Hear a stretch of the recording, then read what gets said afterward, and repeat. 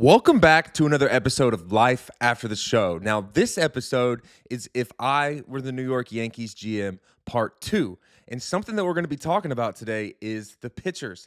The Yankees love high leverage arms, and there are plenty of them on the market. Now, stick around and find out if I think that some of these moves are feasible as my first year as general manager of the Yankees. Downtown goes Frazier.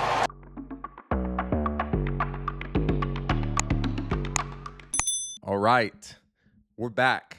Part 2, If I Were Yankees GM. Now, to kick this one off, I need to just make it very clear that this episode will be talked about pitchers, majority, but we need to get the most important news out the way. Trent Grisham accepted the qualifying offer from the Yankees, and it came with a little bit of drawback from Yankees fans on social media, and I find that one interesting, right? I find it interesting because during the season, everyone's calling him Trent Grisham. People were loving him. He was going crazy. He hit 34 home runs. I mean, he was having a career season, but then he accepts a qualifying offer that has a price tag of $22 million next to it, and a little bit of hell broke loose on the internet. So I think it's interesting just to see that fans were all over the fact that, wow, we have this guy. But then this guy's going to go to free agency, and then now this guy comes with a $22 million price tag, and he's like top 5 most expensive players on the Yankees. And is he valued at that? Is he worthy of that? I mean, again, if you're a Yankees fan on the outside looking in, it does bode the question of how is this going to affect the offseason signings? Are they going to be able to get Cody Bellinger? If they do get Cody Bellinger, does that block Jason Dominguez and Spencer Jones playing a part of the season next year? I mean, there's a lot of like realistic questions to be asked, because now if you've got Trent Grisham in center field and they're talking about giving Jason Dominguez an extended look in left, and you go out and you get Cody Bellinger, does he play left field? Is he majority of the time your first baseman? Does Ben Rice get moved to catcher?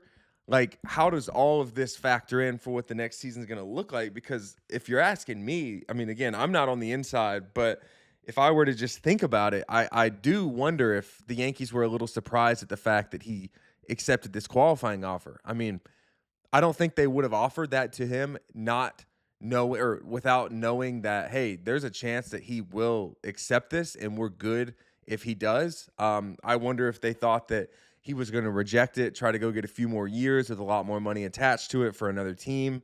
But I did read from John Heyman, we know that we take what that guy says with a grain of salt, but I did read that he said wasn't going to accept the offer. He accepted the offer, and now Yankees brass is a little surprised that he did it. So again, we don't know. He called Aaron Judge arson. We just kind of roll our eyes whenever that guy tweets, but with all that to be said, I mean, he did accept the offer, and now the 2026 offseason 2026 offseason and season could look differently. I mean, Trent Grisham just changed the landscape, in my opinion, of what the Yankees offseason is going to look like. And so I'm very interested to see what that's going to play out and how that's going to look for these other up-and-coming players, and ultimately just like what the temperature is going to be for Trent Grisham the entire season, with Yankees fans knowing that he's eating $22 million and potentially taking away other free agent opportunities and current younger players' opportunities to get playing time. I mean, it's going to be a big season for him. I mean, obviously he's going to get a guaranteed $22 million, but he's going to have fans all over him from the jump if this season doesn't come out hot for him. So good for him. Got the money. We're going to see if it's good for the Yankees and ultimately good for the fans moving forward. So let's just get into what the whole basis of this episode is going to be. It will be about pitchers. And again, I spoke to you guys in the first episode, and I did say there's a lot of good ones out there. There really is. And I think given the layout of what my Yankees team, mine because I'm the general manager, looks like heading into the beginning of the season next year, we will have some pitchers on the shelf. And you can't have too many of them, right? I mean, because you know that at some point guys are going to blow out. I mean, I don't think that many people know this, but like a UCL is the width of a shoelace. So when you give all this money to people and you know that that width of a shoelace is what is worth $300-something million, I mean, the inevitability of it blowing out is bound to happen. So not that the UCLs are the only injuries that we have, but, they are a huge one that puts guys on the shelf for a while and currently have 2 of your Yankees on the shelf recovering from. So let's just talk about what the season's going to look like. Okay, Carlos Rodon is going to start the season on the injured list.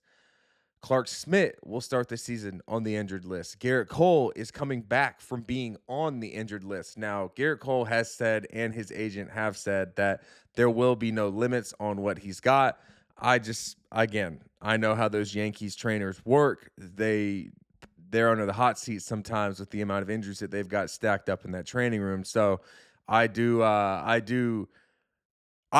an opinion that there might be a little bit of a workload limit for him. We'll see. They're not going to just let him go out there and throw 200 plus innings probably if they think that there's a reason to believe that injury could be on the rise again. We'll factor all that into how the season goes, but Garrett Cole will be coming back. So you will have Garrett Cole, you will have Luis Hill, and you will have Will Warren, and you'll have Cam Schlittler. So of those 4 guys right there, I don't know how many of them you guys trust. I know that you guys trust Cam, and I know that you guys trust Garrett. You used to trust Luis, but obviously coming back from the injury that he had last year, he was a little bit shaky, didn't get the looks that he probably would have gotten the season before whenever he was going out and just dominating. So it makes you wonder, like, do we have 2 guys in that line or in that rotation that might be a little sketchy at times? I mean, obviously they're younger guys that are continuing to develop, but they do need to have a track record of major success if Yankees fans are going to give them that extended look, because that's what it is all about. I mean, Yankees fans want success. They don't want to just sit there and wait for guys to develop. Now, I know that there is a lot of fans as time goes on that clamor about the prospects that they have coming up. But if you come up and you get a short leash and you're out there just not performing, everybody's unhappy. So you got to be ready to go from the jump. And obviously the way that the season ended last year and the season before, and then the last like 15 in front of that, it's do or die, championship or nothing. So the mentality is that we've got to have guys just ready from the jump. Every game comes down to being important. I mean, when you tie the division record with the Blue Jays last year and you lose in the head-to-head, it really puts into perspective how important each game is in the regular season. So you can't just be throwing them away from the jump. So I got a few guys. I've mentioned this in the past, but I have a few guys that I think that makes sense. And if there's just one on the list that we're going to go after and sign, the most important name on the list, in my opinion, is Dylan Cease. Dylan Cease has rotation 1 starter type stuff. I mean, he is lights out. Now, obviously, he had a little bit of a down year last year compared to what he's done in the past, but that is nothing to be concerned about. You put this guy in a high leverage game and everyone on the team feels confident, right? And so Dylan Cease is that type of guy. You could go out there, you could get a frontline starter throwing 98 to 100 miles an hour, one of the best sliders in the game, insane curveball, really good changeup, and a really interesting guy. So I think that Dylan Cease has to be priority number 1. I know that you're probably going to have to pay him a little bit. I don't think that he's going to get a huge contract. Now, in the real world, every contract that's given out in Major League Baseball is huge, but I'm talking like a Garrett Cole type contract. He's not going to get that.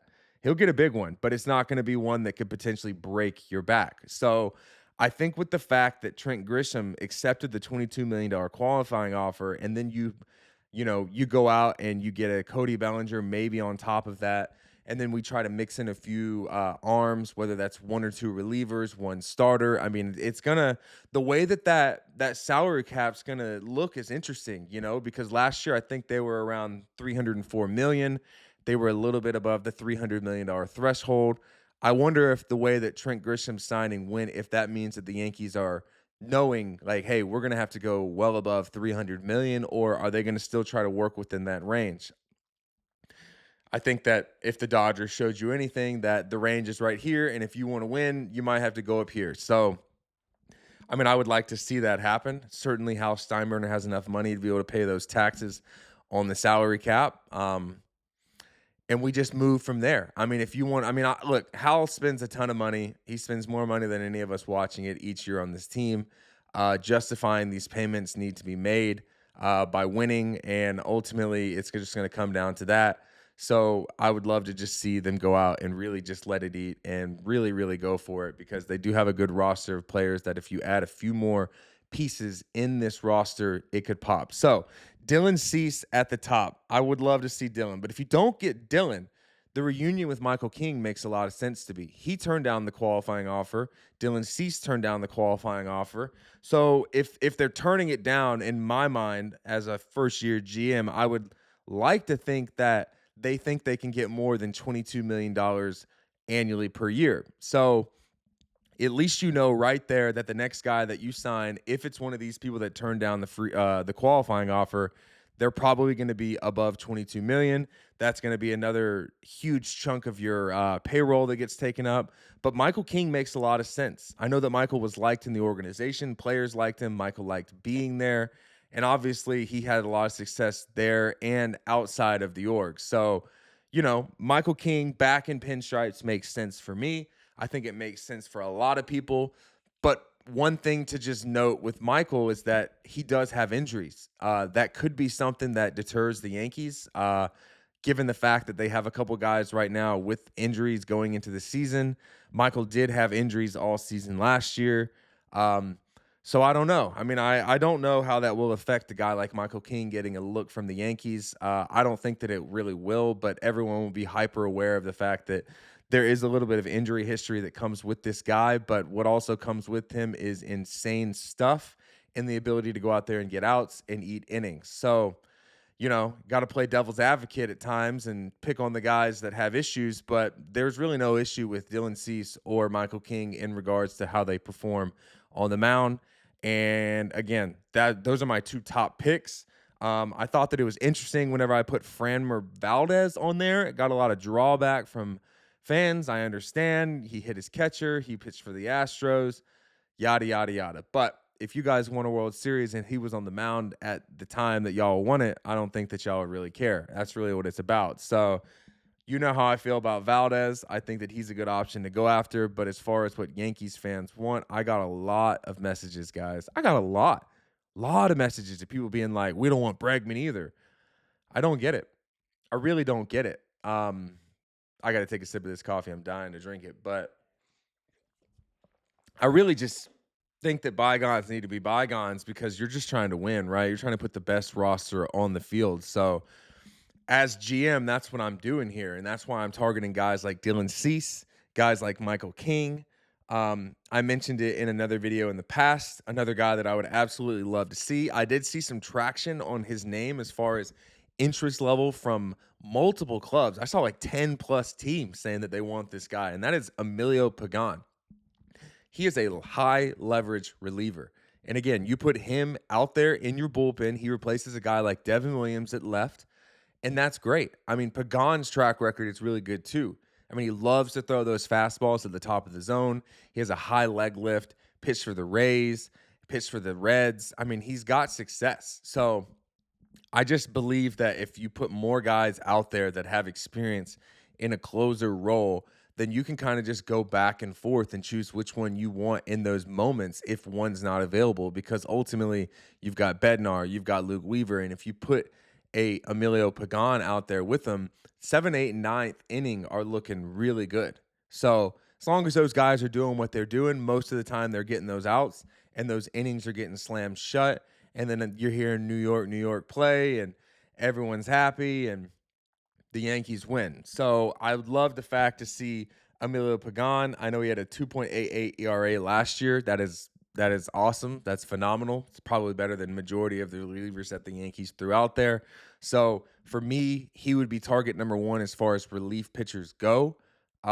He's really good, guys. He's an under the radar name that you might not know in every household, but you will know who that guy is by the end of the season if he's pitching for your beloved Yankees. So we are going for Michael King, Dylan Cease, and Emilio Pagán. I love those guys. I love the thought of signing all of those guys. Now, I mentioned this guy's name in another video, and for me, it just like thinking about it and foreshadowing like all the names that I've thrown out there and the options that you have to choose from and the likelihood of the Yankees pulling the trigger on the guys' names that I said. And then one just like continues to stick out in my head because like it just makes sense to me that he's somehow going to find his way in the pinstripes um, after the illustrious career that he's had and the other teams that he's pitched for. And just the way that like there's another guy on his team that is absolutely best friends with this guy, and that is Justin Verlander. Like I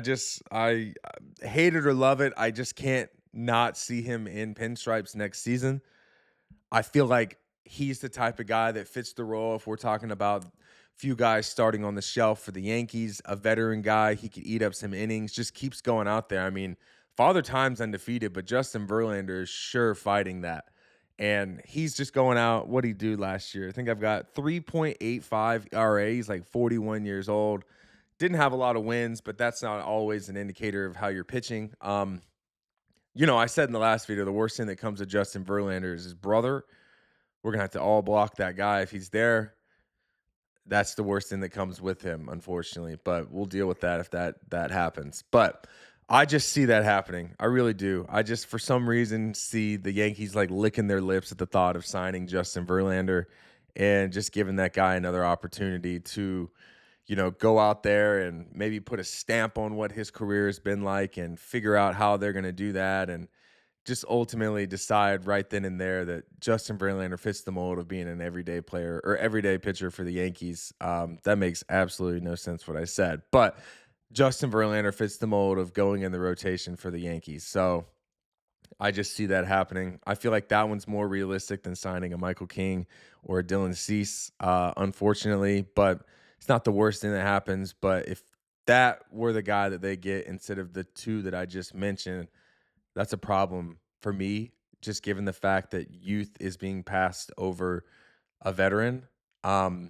Because Dylan Cease and Michael King don't come around in free agency all the time, and both those guys are probably going to sign a 3, 4, 5, 6-year contract, and you're not going to have another chance at them unless you trade for them. So I would just like to see them go out and get a guy like that and just make the most of it. But before I continue to go, I need to give a shout out to my sponsor, Viore.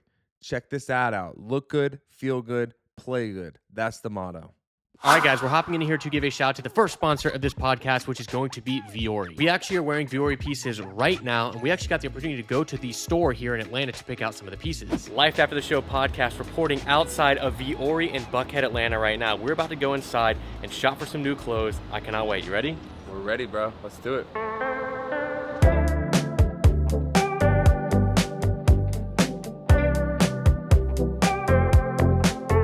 All right, so I'm checking out the Stratotech tee. These are gonna be some essentials, especially we're playing a lot of pickleball, working out. We need these, so they've got them in black and a few colors. I'm gonna grab a black one. Let's check this out. Just a nice workout tee, super soft. That's so comfortable, so I'm gonna definitely try this one on. I got the Sunday Performance joggers. First off, these things are butter in hand and they go on perfectly. Love them. Honestly, never felt them before until today. Definitely gonna leave with these in hand. Maybe on the body too. This is nice.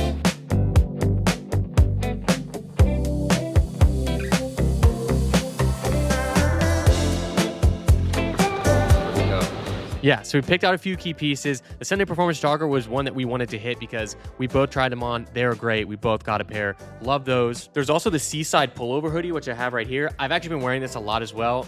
It's insanely comfortable. I'm literally not just saying that. It is so comfortable. I've been keeping this on at home, whether I'm out, and it's just great clothing. I actually wore the Seaside Pullover hoodie in Game 3 of the Yankees.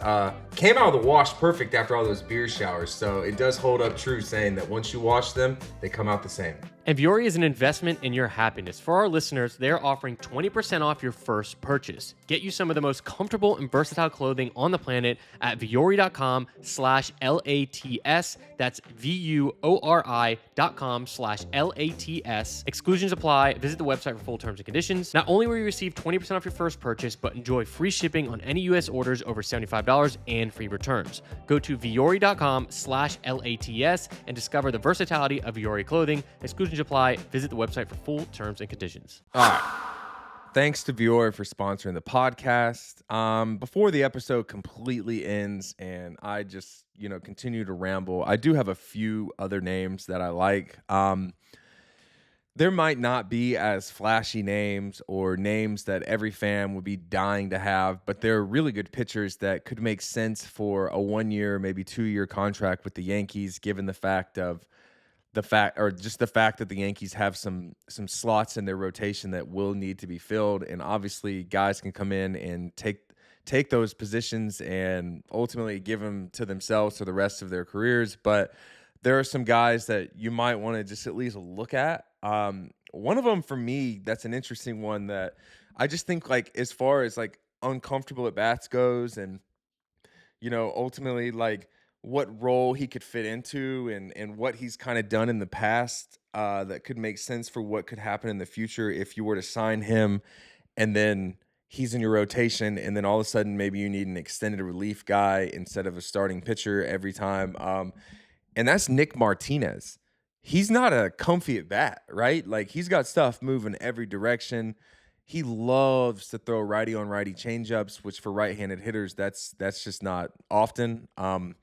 So I think that for someone that, like, maybe if the opportunity were to be like a short leash and then turn into a hybrid role of extended relief guy, Nick Martinez could make sense. All the other pitchers that I mentioned, like, those guys are starters, like, through and through. They're not going to be moved to the bullpen. But Nick Martinez, maybe could be moved to the bullpen. I highly doubt that's what he's envisioning for what his season could look like. But sometimes certain guys will be allowed to have their opinions or what they think their season's going to look like changed with the team that comes along. And they're like, hey, this is the role we've got.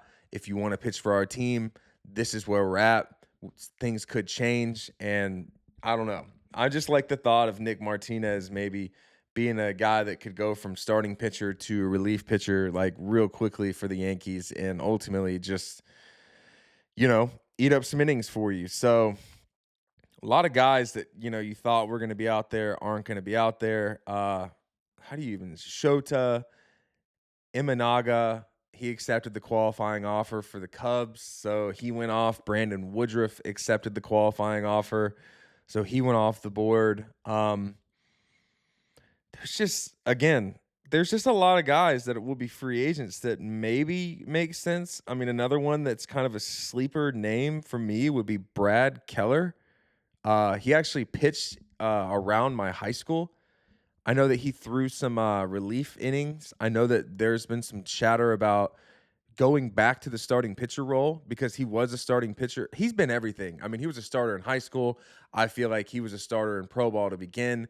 Then he went into the bullpen. Then he was like closing out some games. And then he's potentially going to be back as a starter. So he's another one of those guys that obviously last year he threw out of the bullpen, but maybe at the beginning of the season, given the fact that he's 30 years old, he might be willing to start in the rotation and then be moved into the bullpen, and then you have an extended relief guy that can eat up innings. I mean, because that's what October is going to be about, is who can you rely on, who's been in these situations before, and who do we believe that is going to be the guy that can close the door in moments that you need it closed the most. So I think that the fact that I'm mentioning a few of these guys that are starters, relief pitchers, that have done both, if you throw them in a unique situation, it's not the first time that they've done what they're about to be doing. So it's good for me. I think it is good. It gives a good look. It's not the same as like position players playing a completely different position. I think that some of these pitchers can go out and throw in unique innings because, again, they're just throwing. But at least these guys I'm mentioning do have comfortability having kind of a hybrid role for what their pitching future could look like. I'm scrolling through just a few others because I don't want to like miss anybody, but there's just not a lot of other guys that either I haven't made a video about or guys that I think make sense that the Yankees should go after. I think that they just need to continue to focus on some high leverage bullpen arms. Emilio Pagán, Nick Martinez could potentially be a hybrid guy. Brad Keller could be one of those guys. It's not a ton. I mean, you have like Ryan Presley's out there. He's good. He's getting up there a little bit. Devin Williams is still out there. I haven't seen much about teams interested in Presley as I have teams that are interested in Devin Williams. I'm sure that the Yankees will be scanning the market to see what makes sense for them. I'm sure that they're going to at least have conversations with Devin Williams and see what he's got. Michael Kopech, you know how I feel about him. He's coming back off of an injury. High leverage guy, still pretty young, top prospect. Definitely could be someone that could be sneaky once that injury is healed. And ultimately a guy that I think Yankees fans would be like, wow, this guy is a dog and he wants that ball and he's going to be pumping 100 until that shit falls off. So, till the wheels fall off, baby. So, yeah, I mean, you got him, and then, I mean, I guess like one or two starters that obviously everybody knows are out there. Like Ranger Suarez is a guy. I don't know if it makes sense for him in the Yankees. Again, I don't know if any of the things that I'm saying make sense for the Yankees, but at least I'm out here trying to give my opinion on what I'm going to make the team look like as GM. So, Ranger Suarez, Zac Gallen. I don't know. I feel like out of all the names that I mentioned, we're going to see Justin Verlander be the guy that gets signed. And if they were to get a bullpen guy, I mean, I could see it being Emilio Pagán being one of the guys that they target. I'll give my predictions here. It's going to be Justin Verlander that they get. They'll get Emilio Pagán or Devin Williams back. Dylan Cease will probably sign somewhere else. If they don't get Dylan Cease, I think Michael King has a shot. But again, I think it's going to be Justin Verlander toting the rock for the Yankees next season. So TBD on that one. And thanks for tuning in.